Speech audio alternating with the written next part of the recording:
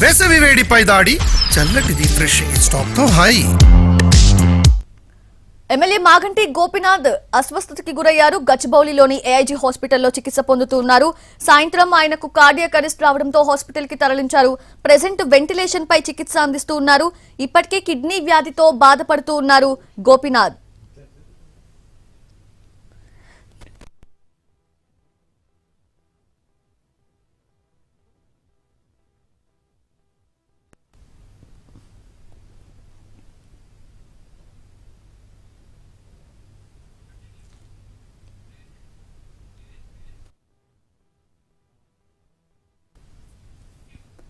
Jubilee Hills MLA Maganti Gopinath కోలుకుంటున్నారని చెప్పారు మాజీ మంత్రి హరీష్ రావు. 48 గంటల పాటు ఆయన అబ్జర్వేషన్ లో ఉంచారని తెలిపారు.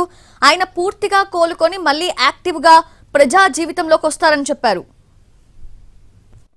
48 గంటల పాటు ఆయనను చాలా జాగ్రత్తగా పరిశీలిస్తాము అని చెప్పారు. సో దేవుడి దయ వల్ల అంతా బాగా జరుగుతుంది. వారు మంచిగా తిరిగి మళ్ళీ ప్రజా జీవితంలో యాక్టివ్గా ఉంటారనే నమ్మకం ఉంది. 48